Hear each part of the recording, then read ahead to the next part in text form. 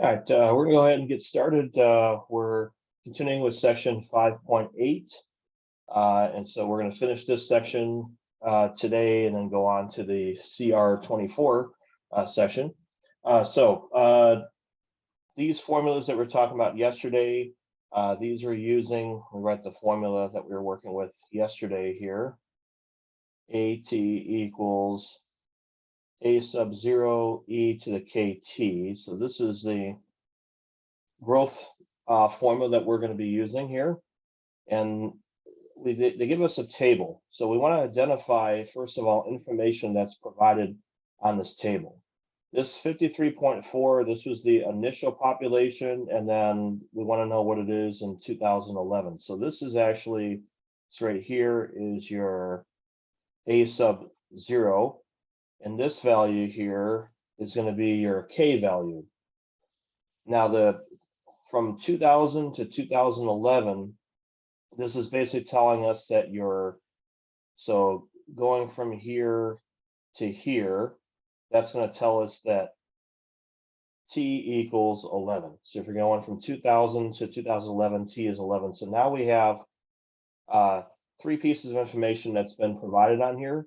We can now plug them into here to get the answer that they're looking for. So for this case, we want to know what the population is in 2011. So A of T equals A of 0 is 53.4. And then we have E to the K. K is 0.0108. And then you have T, which is 11, that we can put in here. So this is one where we just need to do that on the calculator. That'll give us our answer to fill in the table. So A of T equals 53.4. And then we're just going to multiply this. So if we multiply that part there, we're going to get 0.1188 we get. And then to do this in the calculator, we're going to use the E caret key that's above the LN button on the calculator. We need to use that. And if you do that, you get approximately 60.1 million. I'll round to one decimal place since there's one decimal place on the other one there. So that's what we get. 60.1 million we get for this one. So we'll put that right there, and that's going to complete our table. So we don't have to, this is already in millions as it says here, so we don't need to add any extra zeros to this. It's already in millions, so that's why, again, we're using one decimal place in this situation. So the problems, this actually completes the last growth problem that we had. So all the ones we've done in this section so far are growth problems, but now we're going to take a look at some decay problems. And the first example that we're going to look at is it's referred to as the half-life. So half-life is talking about the amount of time it takes for half of something to decay. So things that are radioactive take time to decay. The more radioactive it is, the shorter that time's going to be where it decays. You might have something that decays as quickly as a couple seconds, so very unstable. But then you might have something that takes thousands and thousands of years to break down. So the formula for this is this right here. To find the K value for a half-life problem, we have a formula for this. It's negative ln2 divided by the half-life. So half-life is going to be an amount of years. So you'll be putting that into the formula, and you're going to use that in order to find the K value. So for this here, the first problem that we're going to do, half-life of strontium 90. So this dash with the 90, that's an isotope name on this. So the 90 you're not going to use in any of your calculations. That's the name of the element that we have here. So strontium 90. 28 is the one that we want to look at. That is the half-life. So first thing, in order to find the K function, I have to find the K value. And so I'm just going to use the provided formula, negative ln2 over half-life. So I'll just put 28 in for that. And as always, we'll round our K value to 4 places. Okay, so this is approximately equal to negative 0.0248. Notice now that the K value is negative. That's indicative of a decay. So if the K value is positive, you have a growth. If the K value is negative, you have a decay. So negative is what you should be getting here because it's a decay problem. Now, originally there was 10 grams. That's the initial amount. That's the A sub 0. So if you want to come up with the exact formula, it's going to be 10 E, and we'll put in the K value, negative 0.0248 T. So that right there is your decay function. That's the exact one that we're going to use. And we're going to use it in order to answer part B. Part B says how much of a 10-gram sample is left after 11 years. Well, then you're just going to put 11 into the decay formula we just came up with. So A of 11. So again, this is a function notation.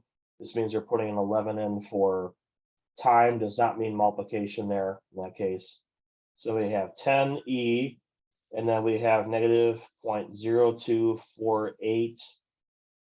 And we're going to put an 11 in there for the top. So we need to multiply the exponent part first. Okay, so we can put that in our calculator, and you're going to get negative 0.2728 if it rounded to 4 places. Okay.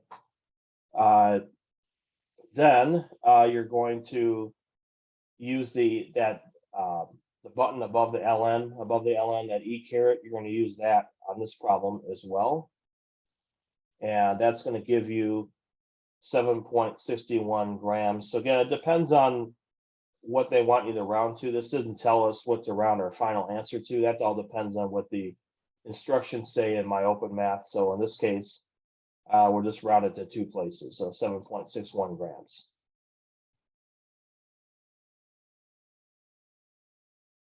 All right, so we're going to do another one of these half-life problems.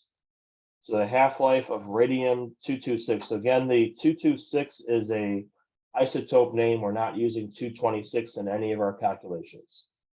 As always, we want to find our decay function first. Even though it doesn't ask us for the decay function here, we do want to find it because we need that in order to answer the question we have.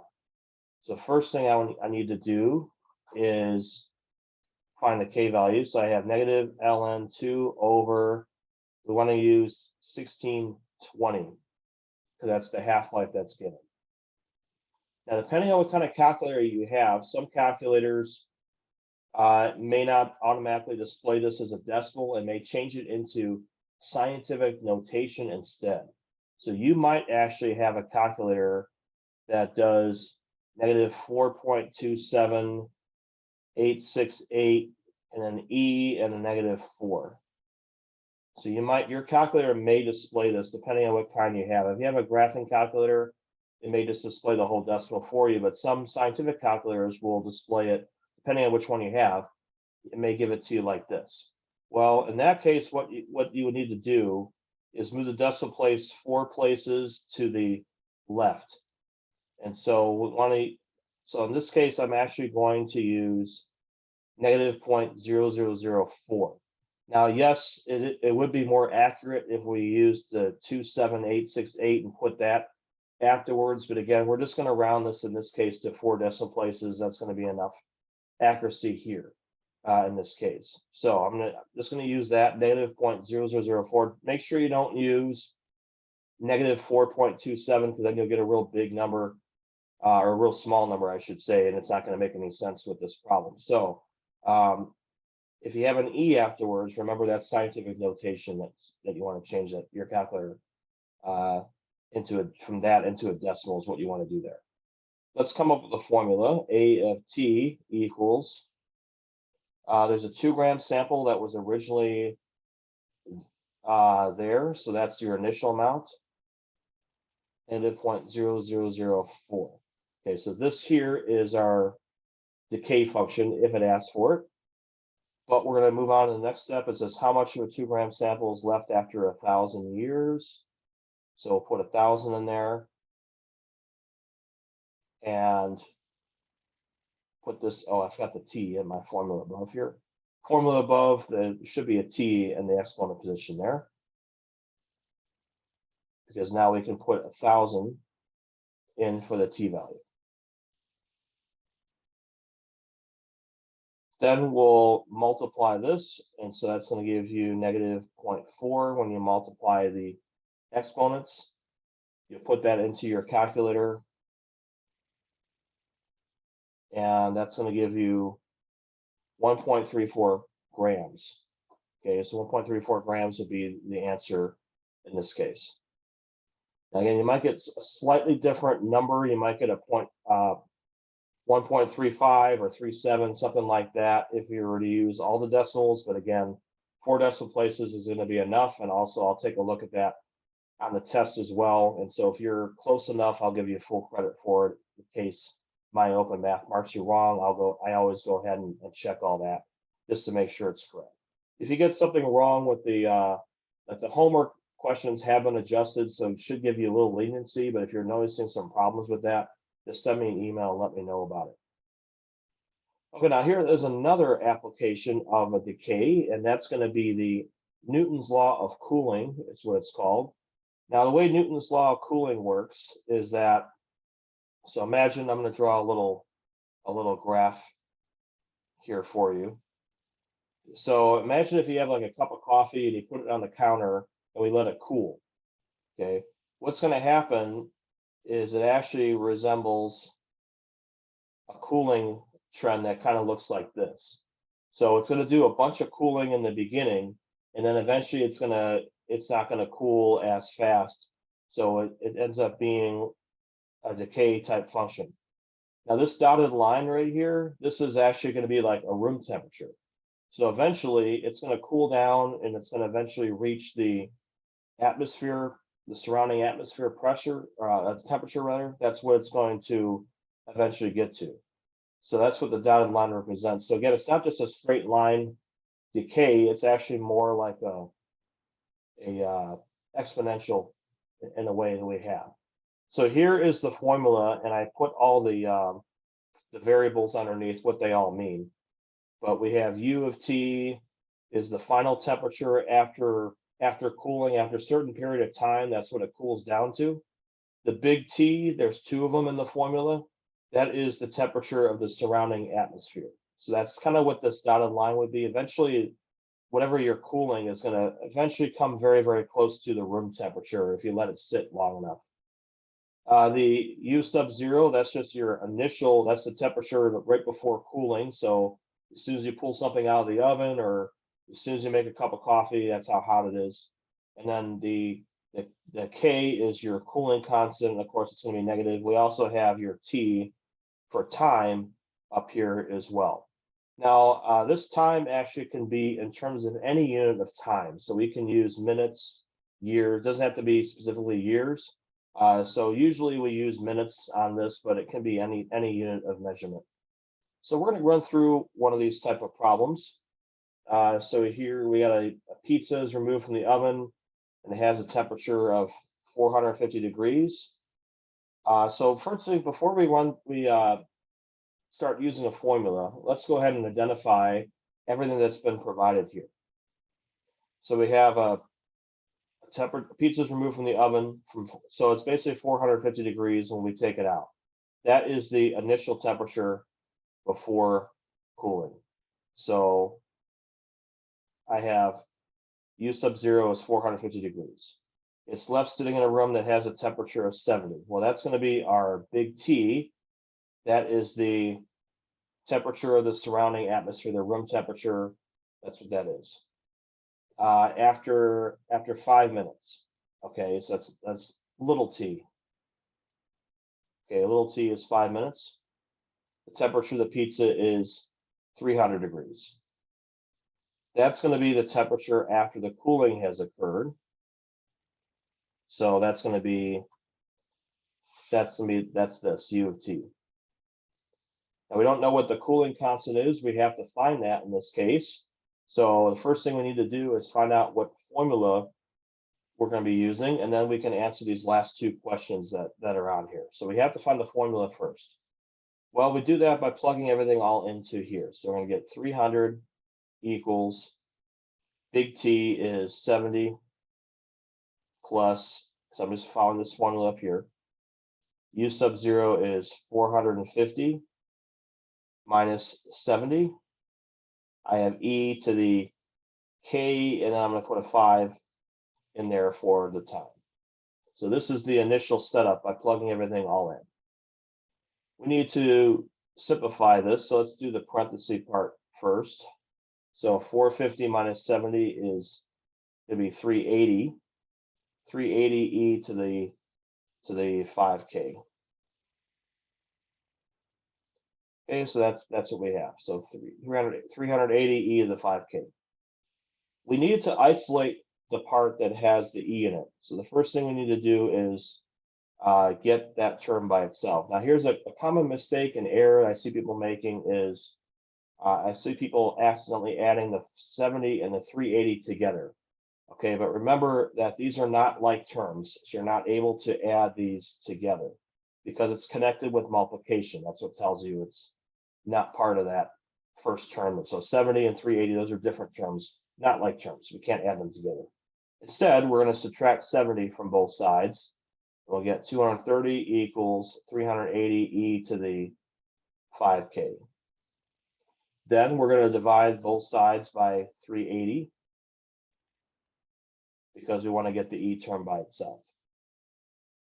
Now for this, we get 0.605. So this here, I would say use 4 decimal places initially here, but let's see if it's a terminating decimal, and it is not.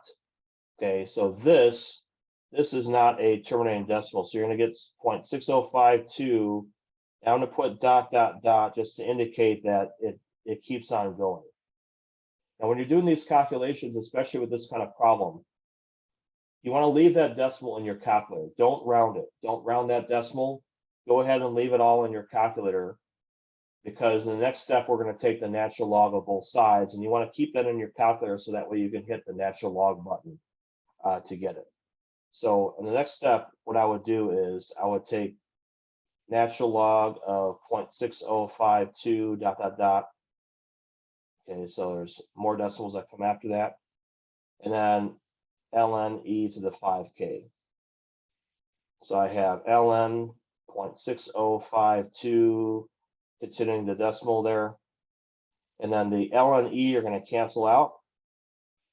And then finally, I can divide both sides by 5 to get the answer.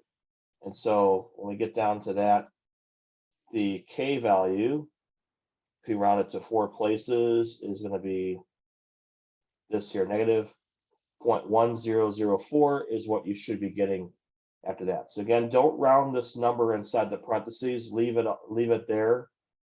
And then we can hit the ln button, divide by 5, and get the most accurate answer, again, rounded to 4 places. So now we can come up with our formula. So we have not a of t, we're using u. So u of t is equal to, okay, so we have 70 plus, this is going to be still 380 inside here, because that's basically the same.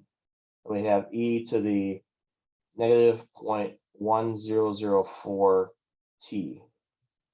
Okay, that is the exact formula that we're going to be using here for these 2 remaining questions. So I'm going to call this part A.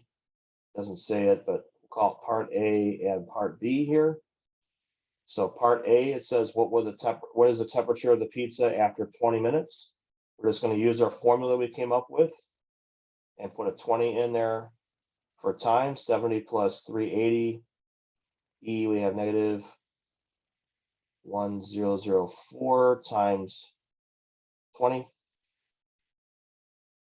And then we're just going to work that out in our calculator to get the answer. So u of 20 is equal to 70 plus 380e. If we multiply that part up there first, then we're going to get for that negative 2.008 Get that a little bit clearer here. 2.008. Okay, so that's what you'll get when you multiply this by 20. And then we're going to just put this into the calculator. You can do that on your own. But if you put that in the calculator, you should get about 121 degrees Fahrenheit. Okay, so that's approximately what you'll get, 121. It'll tell you again what to round to in my open math, what to round your final answer to. Part B, when will the temperature of the pizza be 140 degrees? In this case, we're going to put 140 in the left-hand side. So 140 is the U of T, and then we just put the rest of it in here. 1004 T. Okay, so we have that. We're going to subtract 70 from both sides. So we get 70 equals 380 e to the 0.1004 T. So subtract that. We need to divide both sides by 380.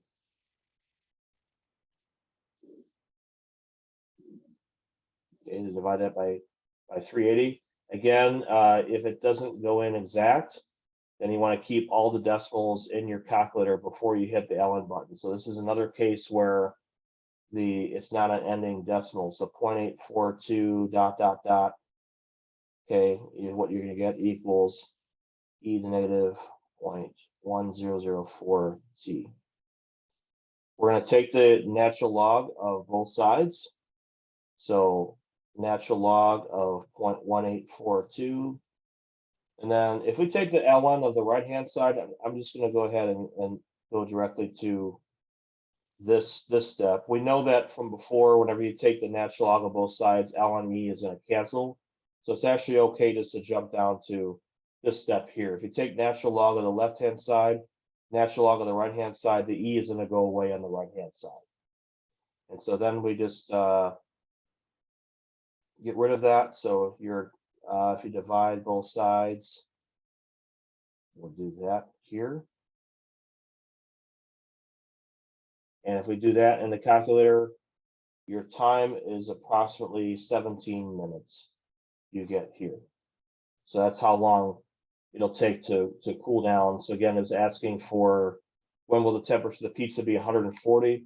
Well, it'll be 140 degrees after 17 minutes, according to this model that we have here. Okay, so that was part A and part B. So kind of a lot going on that question, but that's what it asks us to do. So let's go on to, we're going to do another one of these kind of problems. This next one's a little bit different because instead of an oven, we actually have a refrigerator that we're dealing with. Okay, so we got a thermometer is reading 72 degrees. It's placed in the refrigerator. The temperature is a constant 38 degrees.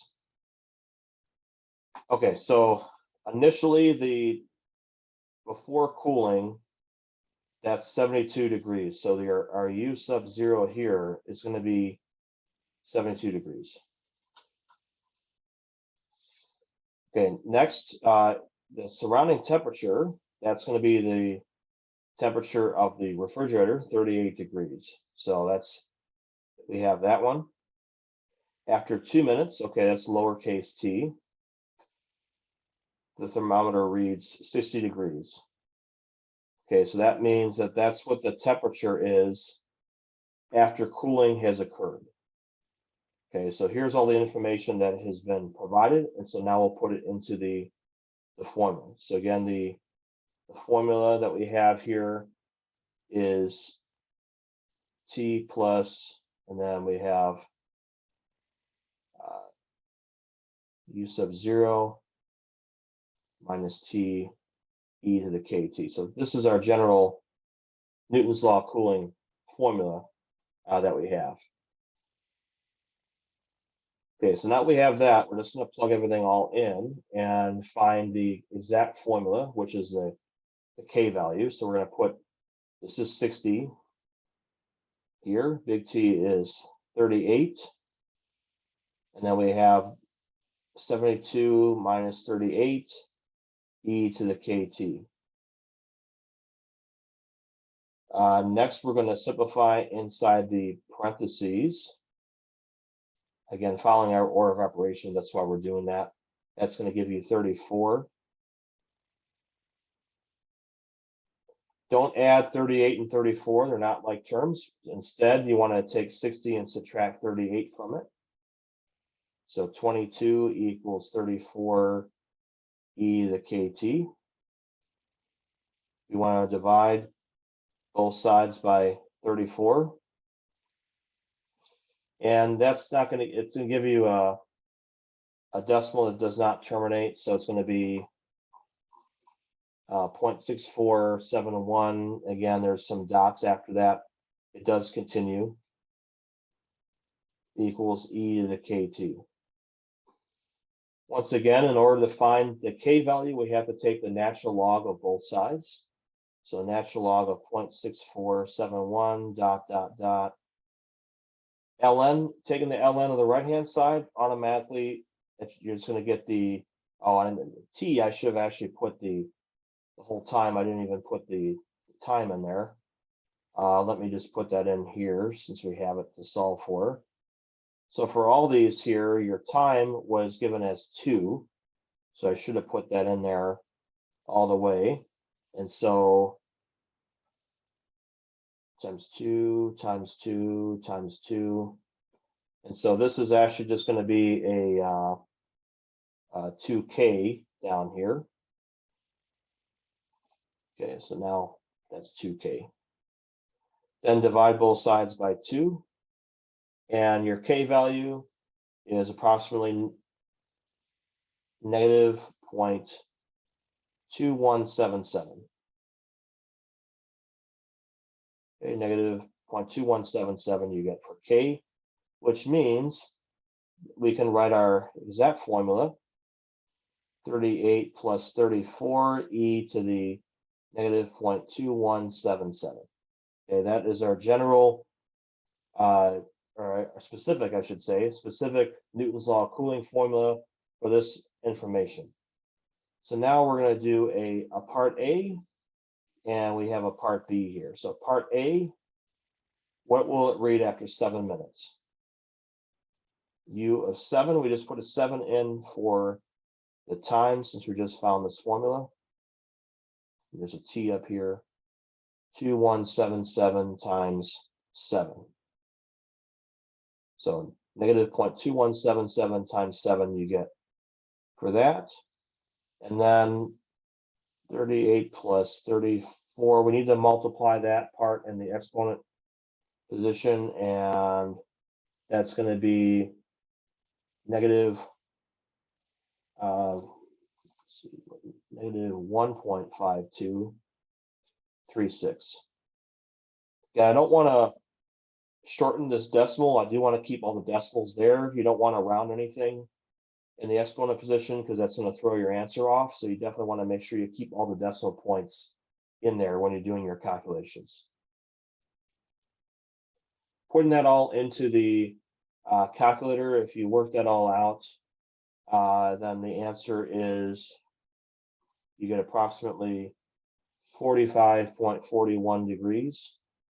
And again, this depends on what the final decimal, how many decimal places it tells you to round your final answer to, but 45.41, that's what you get there. That's A. Now part B says, how long will it take before the thermostat reads 39 degrees? Okay, so we're going to use our formula up here, and we're going to put a 39 into U of t. So 38 plus 34 e to the negative 0.2177 t. So I'm just solving this one for time. Okay, so this, again, 38 plus 34, you can't add that together. Instead, we're going to subtract 38 to the other side. So I get 1 equals 34 e to the negative 0.2177 t. I need to get the e term by itself, so I need to divide both sides by 34. And again, I get a decimal that does not terminate, so I get 0.0294 with some more decimals after that. So this is still the same here. Now we're ready to take the natural log of both sides. 0.294 equals negative 0.2177t. And then we're just going to divide all this. So we'll divide this one, 2177, divide this by negative 0.2177. And you'll get about 16.2 minutes is what you'll get as a result for that one. Now, it may look like, if you're looking at this, you might be wondering how we get a positive number if the top thing looks positive and the bottom one I have a negative. Well, it so happens that if you put natural log of this decimal in there, that is going to give you a negative number anyway. So you have a negative divided by a negative on the bottom, and that's how our answer ends up being positive as a result there. Okay, so that's what happens. That's why you get a positive number as a result. All right, so that's our part A and part B for this one, and that was the final question to ask for this. The next thing that we're going to talk about is something that is called a logistic growth model. And so this here, there's a diagram that I have for that. So this is going back to a growth. It's a type of growth again. But the difference here is that if you have a petri dish where bacteria is growing, it's not going to keep growing forever. It's eventually going to slow down because if there's only so much food that's in the dish, and so it's going to grow to a certain amount and then it'll eventually slow down and stop growing. It's also the case if you have a town that's built in a valley and you have a bunch of people that are moving in to that, it's only going to grow as much as the valley is, and it'll start slowing down after that point. Or maybe you might have a case where the city's running out of water, perhaps, or resources, and it can't sustain, so it's going to slow down growing like that. That's logistic growth model. So if you look at this picture that we have, the C right here, down here, the C is called the limiting factor. Okay, so if they ask you for a limiting factor, that's the C value, the part that's on top of the formula. That's the part that is the most important here, because that's actually where it's going to limit the growth that you have. Now, all the other things, the A and the B here, those are just constants that are there.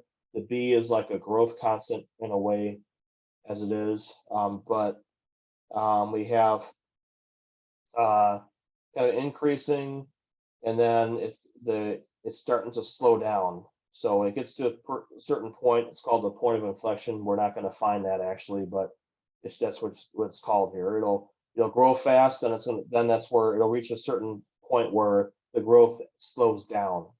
And that's a little bit more realistic of what growth actually is. It's usually you never have exponential growth forever and ever. Eventually, there's going to be some limitations to that, and that's what we have with the logistic growth model that we have.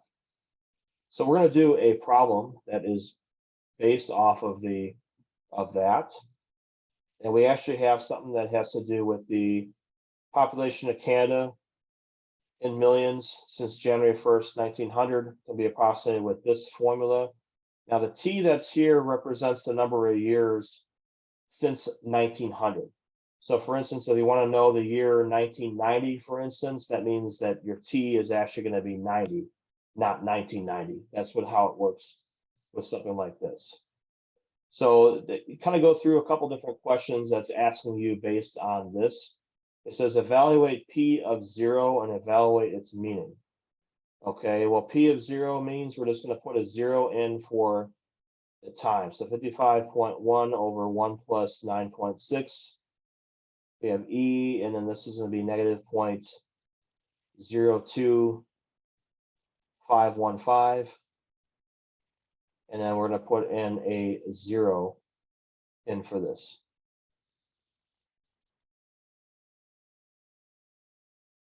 Next step, we're going to just simplify that.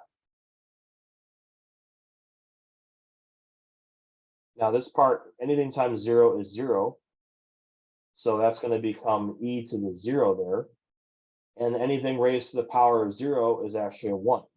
So we have 55.1 over 1 plus 9.6 times 1, because that's what e to the 0 is equal to, which means that I get 55.1 over 10.6 on the bottom.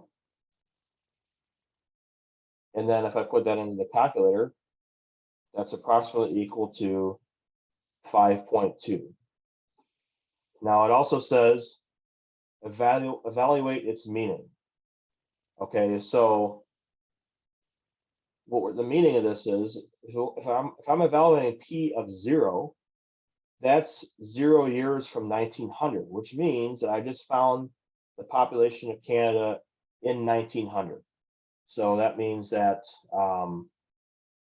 on January 1st, 1900, the population was approximately 5.2 million. That would be the interpretation. January 1st, 1900, the population of Canada was approximately 5.2 million. That's the meaning of it. By finding p of 0, all we're doing is just finding out what the population was in Canada, 1900. Part B, what is the growth rate of the Canadian population? All right, well, if we look it up here, the decimal we have, that determines the growth. So we have this, but we want to turn it into a percent. So although it's negative up here in the formula, this actually means 2.515% is what that means. So the negative is just part of the formula, but the actual number itself determines what the growth is. So all you do is ignore the negative sign, just move the decimal place 2 places to the right, and that's how you're going to get the growth rate there.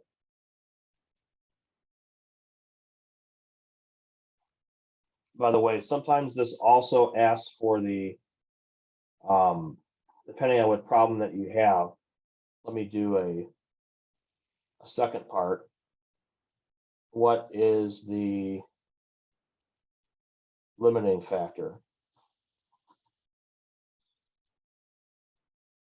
Because some problems in the homework will ask you for that. What is the limiting factor? So if it asks for this problem, if it asks you for what's the limiting factor, it's just going to be the number on top. So the answer for that is 55.1, and you don't need to put any special units or anything on that. So if it asks for limiting factor, just simply write the number on top. That's it. So part C, use the function to approximate the Canadian population on January 1st, 2015, round to nearest 10th of a million. Well, the first thing we have to do on this is we have to find out what the year is. So if I take 2015 minus 1900, so that's going to give you 115, which is your t. So the t is 115 is what we're going to put in for that. So when we put that in, we're not putting in 2015, we got to put in 115. So here's what it'll look like. We have p of 115 is going to equal 55.1. We're just going to put it into our formula. 1 plus 9.6, we have e to the negative 0.02515 times 115.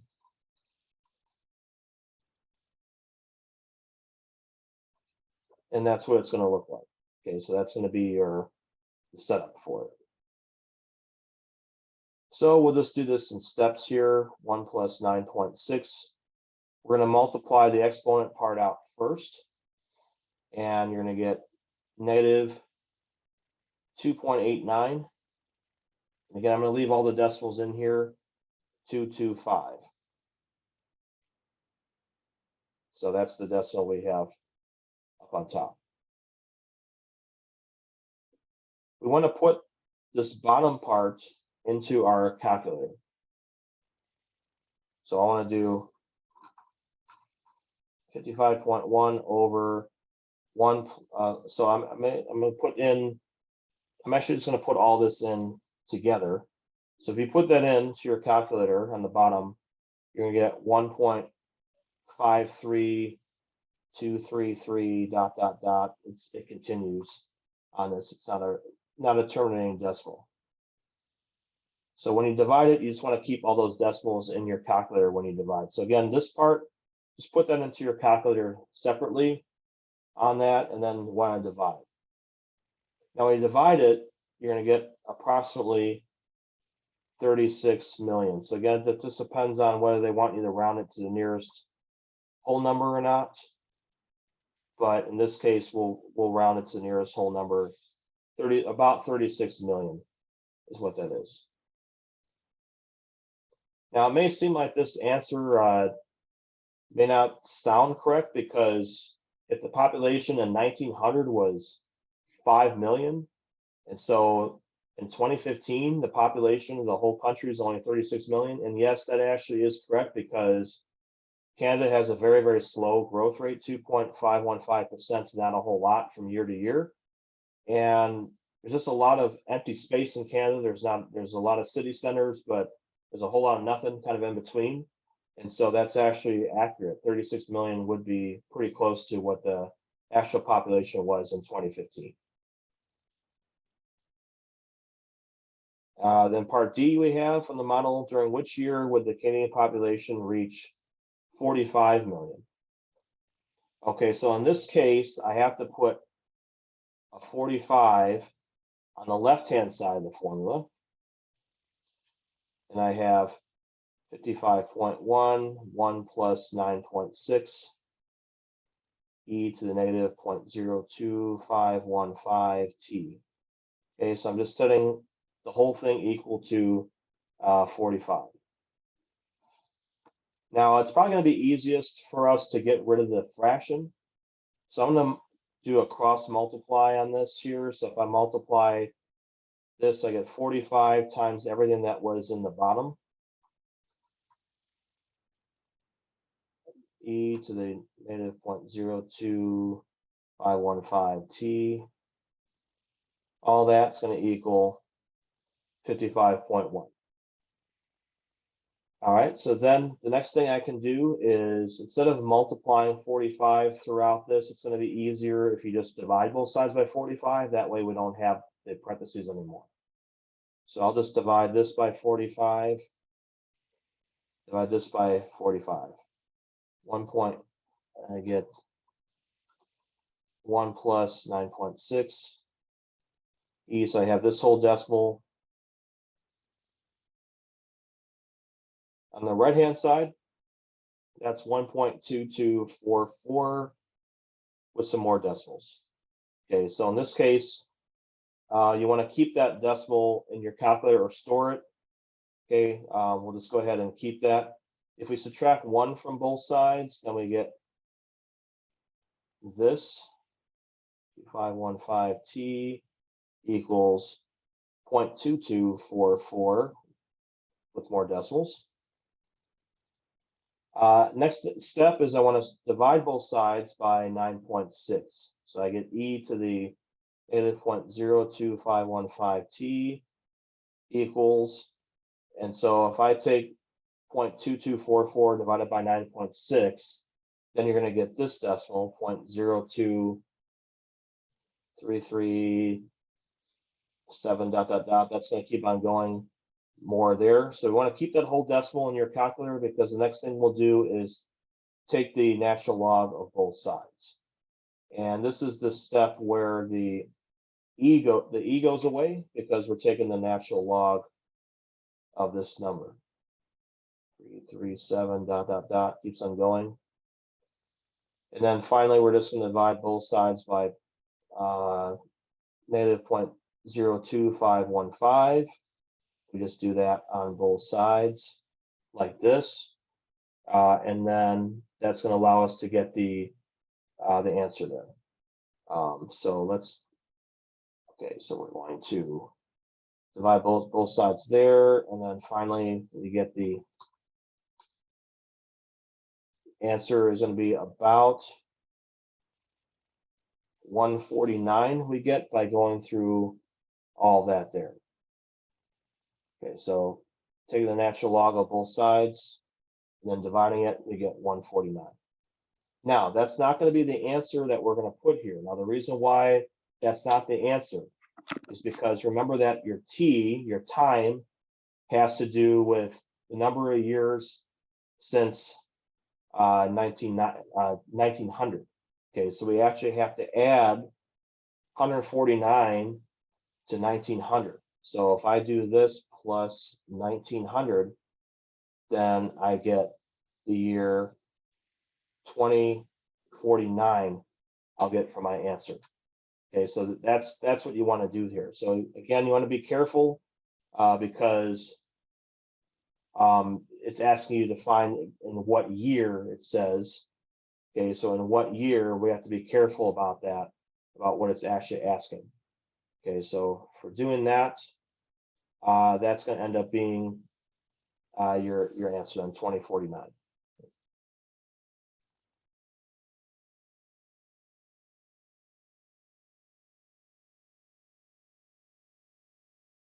All right, so leave that up there. Make sure everybody gets that, and then we'll go on to the next section here.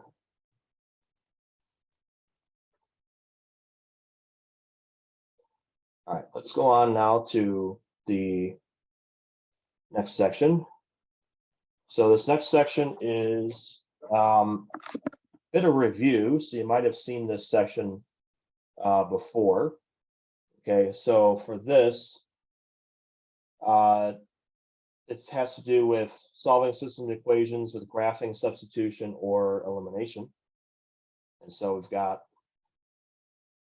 a couple different methods that we're going to do in order to solve this. So first thing is we've got to see if this is a solution. So first couple problems you'll see for homework or first question, it asks you if you have a solution. So these are talking about two equations and two unknowns. So two equations, we have x and the y are the unknown.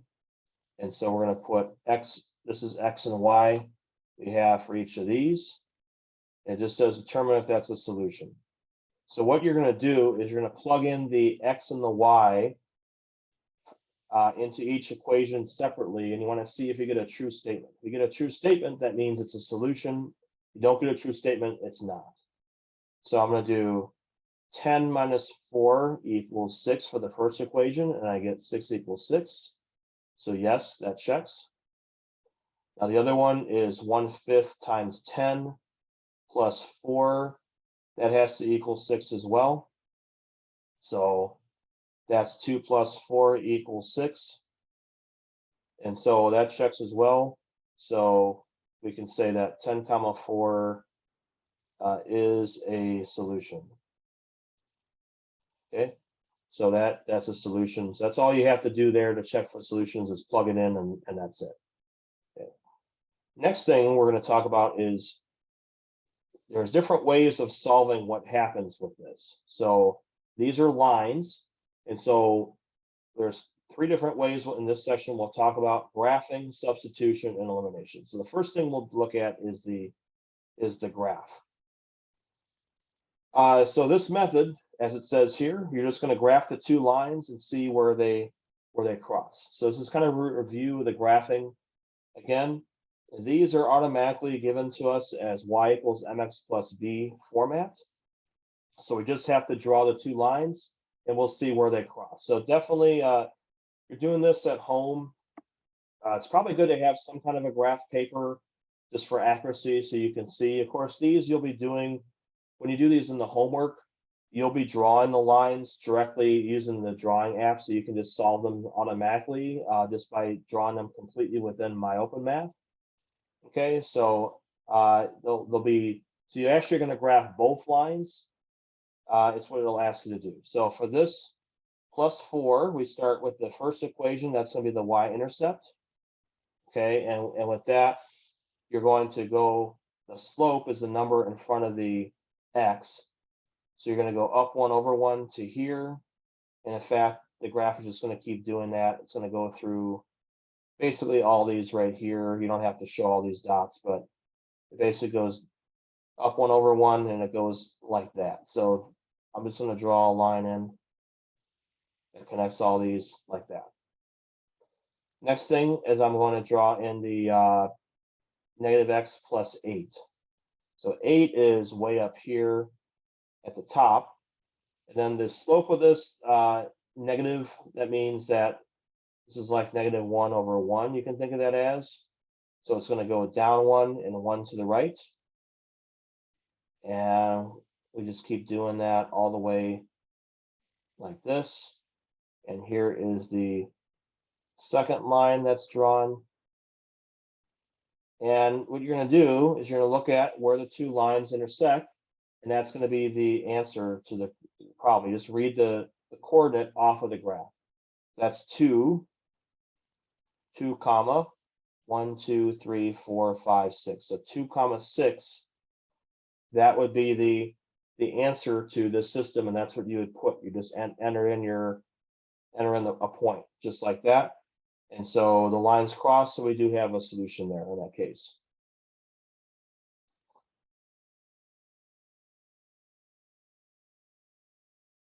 Okay, so let's go on, let's do the next one. Okay, now this time we don't have the lines given to us in y equals mx plus b format. So I will go ahead and do that first. And so I have x minus 2y equals 10. I'm going to subtract the x from both sides. And I get negative x plus 10. I'll just put the x first for y equals mx plus b format. Then divide everything by negative 2. And I get y equals 1/2 x minus 5. Okay, so that's the first equation I have there is that one. Let's do the same thing for the second one. I'm going to subtract x from both sides there. I get 2y equals negative x minus 6. Divide everything by 2. And I get negative 1/2 x minus 3. All right, so now that's the other equation.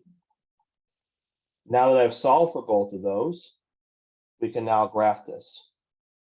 So the negative 5, I'll graph the first one. 1, 2, 3, 4, 5. Right there. The slope is 1/2. So you're going to go up 1 and then 2 to the right. Up 1, 2 to the right. I'll just kind of keep doing that to get these other ones just to make it easier for me to graph this here since I have more points. Up 1 over 2, up 1 over 2, that's what it does all the way across there. And then we can just draw this out like that, and that's the first line. Okay. I have to do the second line. This one goes through negative 3 is the y-intercept. The negative I'm going to put with the top one, so I'm going to go down 1 and 2 to the right. Down 1, 2 to the right. And we see automatically where the lines cross right there. So if I draw this through like this, look a little bit better here. Okay, so draw that through like this. Then we can just look again at the coordinate for where the two lines come together. 2, and then it'll be 1, 2, 3, 4. So 2, negative 4 is the answer that you would put here. That makes these both equations correct. Of course, you can always check that, plug in the x value in, plug the y value in. That's going to tell you if you did it right or not. 2 minus 2 times minus 4 is 8. So 2 plus 8 is 10. And then 2 plus negative 8. So what that would be when you put negative 4 in here. 2 minus 8 is negative 6. So yes, it does work. And that would be the answer.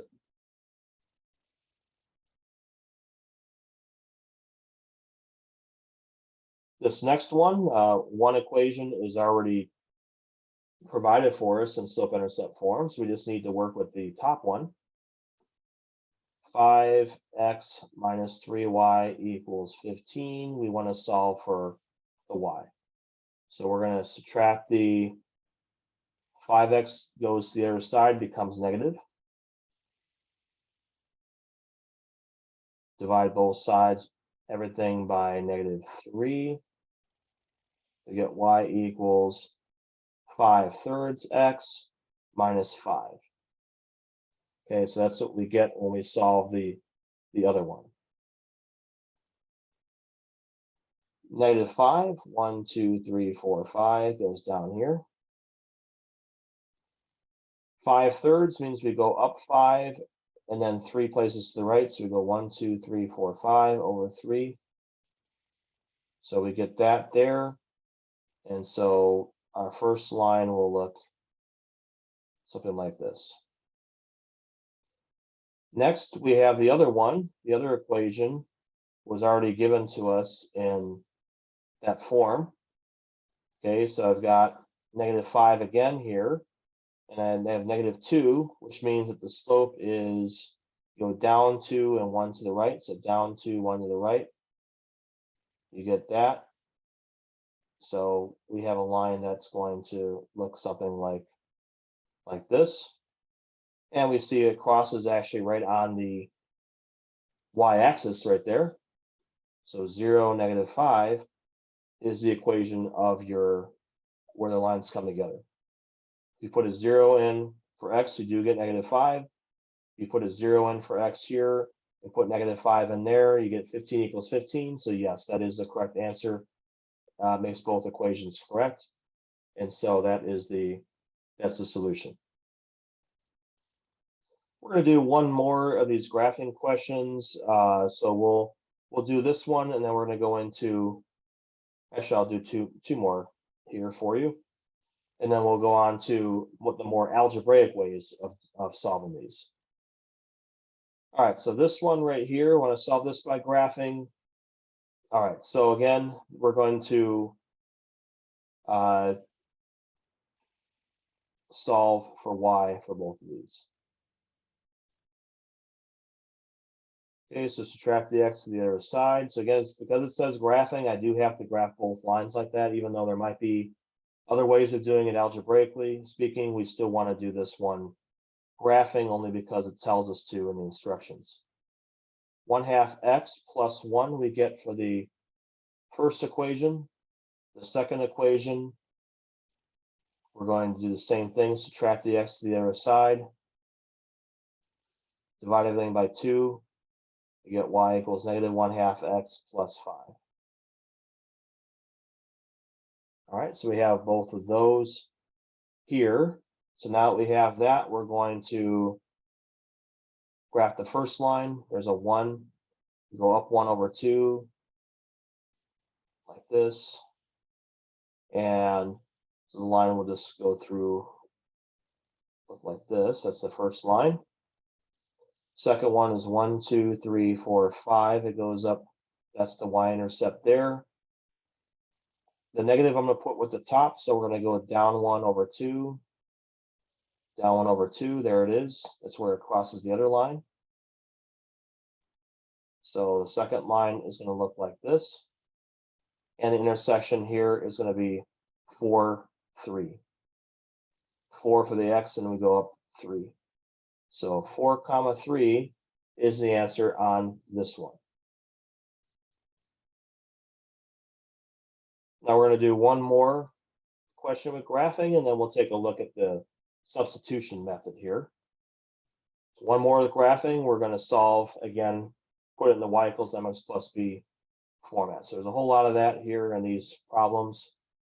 We're going to subtract the x to the other side, divide by 2, all these, and we get -1/2 x plus 1.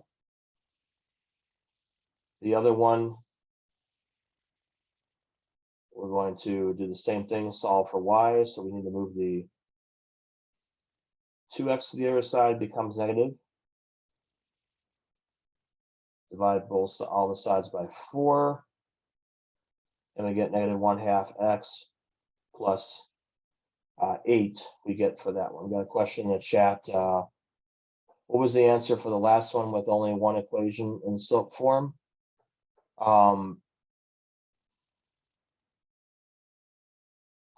So the answer for the last one was 4-3. That was the previous one that we had. That only has one answer that we have with that. Okay. Okay, so that was the answer for the previous one, 4-3. This one here, if we graph it, we get +1, and we have 1, 2, 3, 4, 5, 6. So we have 8 is up here. So here is, just do this one first. Okay, so for this, we're going to do +1. We have negative 1/2 down 1/2, down 1/2. That box out of here. Okay, so we get that.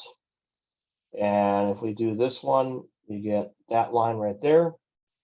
+8 is the other one, but it goes down 1/2, down 1/2. So what happens on this problem is we see here that these lines are parallel. We know that they're parallel because they have the same slope. Okay, so we say parallel lines do not cross. So no solution. Okay, so the answer you put here would be no solution because they don't cross. Now there is one other case that we have, and the other case is if both these equations end up being exactly the same. So let's suppose we solve these and we got both of these with the same equation, negative 1/2 x plus 1, negative 1/2 plus 1. Now if they're both the same line, and there's only one line that you would draw for your answer, well, that means it would have infinite solutions. So I'll put a little note over here on this. This is different, separate from this problem. If both lines are the same, then infinite solutions. Okay, that's the other case that you're going to have here. So one of them is it's no solution if the lines are parallel. They're two separate lines, but they don't cross. But if you have one line drawn on top of the other one, which is the case if you have both these are exactly the same line, then when that happens, we have what's referred to as infinite solutions. In that case, you'd only draw one line as the answer in that case, but it would have infinite solutions. So that is the other situation. Okay, so I'm not sure what question you're referring to, the one like this one right here. Is this the one you're referring to? You can go ahead and put your speaker on if there's a specific question you want me to go to. I assume that this is the one, you said the one before that. So yeah, this one here, they both cross on the y-axis. And so you would have that as your answer there. So that would be this is the one before it. So the answer would just be right on the y-axis, would be that one there. So again, all these here are two separate lines. So all the ones that we did, by the way, so far, all these have solutions. So every one of these that we have crossed at a certain point, by graphing it. So all these here were just, so that's most of the problems you're going to have in this section. Most of them you'll get an answer where they cross at a certain spot. So again, you can just use my open math for that to figure that one out. So before I jump into the, I think I'll do the substitution next time. But before we go, I want to go ahead and do one of these problems for you, just to end this lesson here. Let's take a look at a problem in my open math here. So let's go in and do one of these graphing questions just so you can see.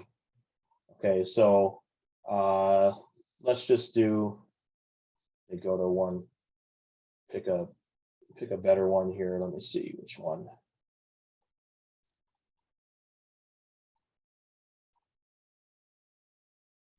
All right, so let's do.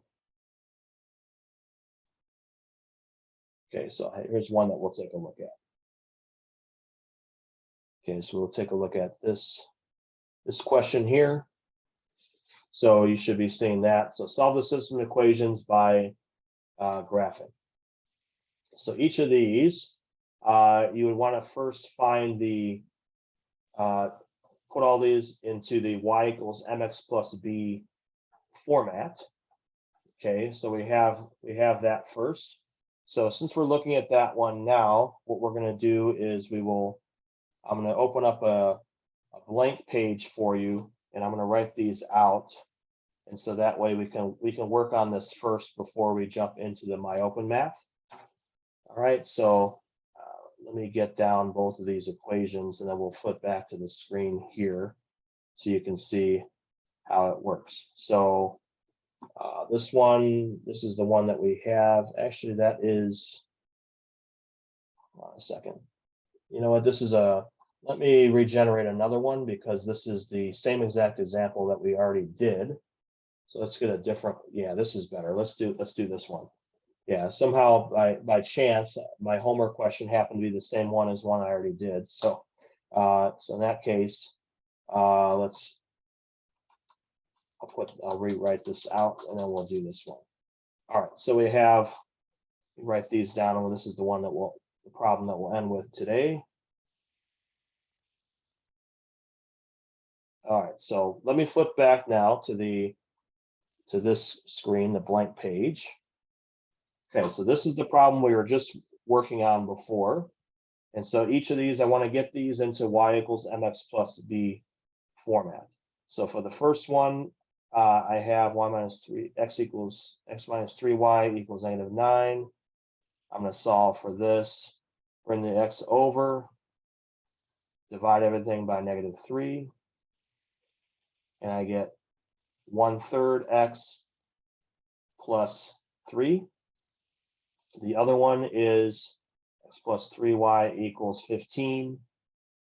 And then if I subtract this over, -x plus 15 there, and then divide everything by 3, get y equals -1/3 x plus 5. All right, so I get both of those. Okay. So now that I have that complete, what we'll do is we're going to go back to the MyOpenMath one, and we'll draw these in there. So let's go back to the problem, and we'll use the graphing tool for this, as you can see that. Let's go back to that question again. So now we have this complete.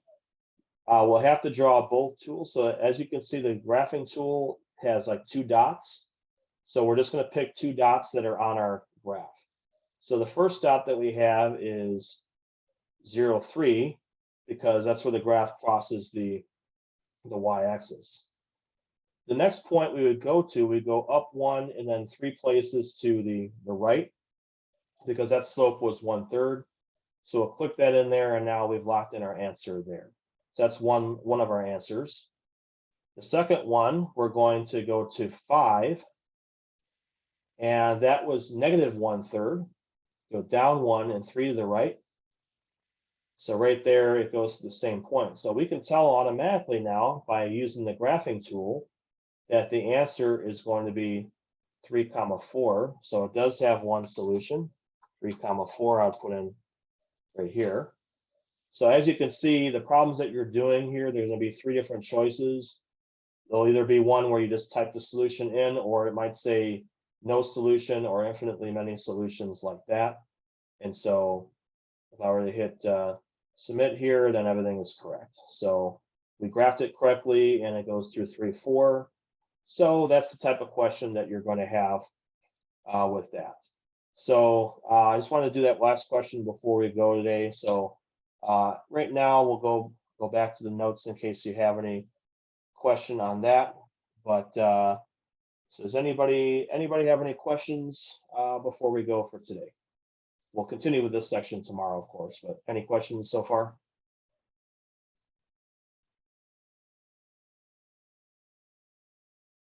Okay, yeah, so there's a chat that's here. We got that. So yes, so if anybody watching here is interested, we got the study group there. All right, so we're going to now go ahead and any other questions or comments?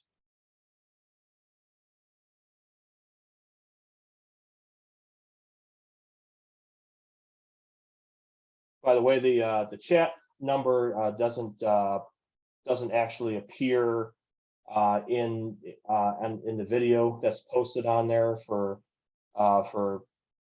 security reasons. It's basically just my face, and it shows as you can see, the recorded videos from before. So if you want to, you could also send an email out to the class, for instance, if you want to get a study group, you could do that as well. So you can do that. But anyway, any other questions you have?